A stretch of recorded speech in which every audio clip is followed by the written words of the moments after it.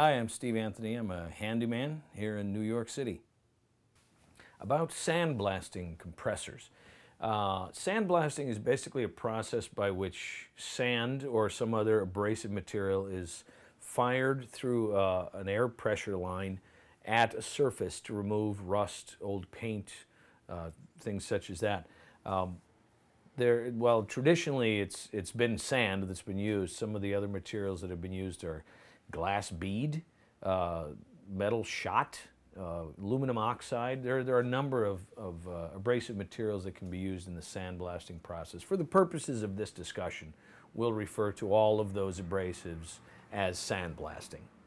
Now, in order to do a proper sandblasting job, you have to have a compressor. Compressor is simply it's a piston attached to an electric motor that compresses air into a tank. And that compressed air is then released through a hose. And at the end of the hose is a smaller hose that's used as a siphon that's fed into your hopper, which is where your abrasive material is. And the pressure of the air draws that material into the stream and fires it at extremely high speed at your surface.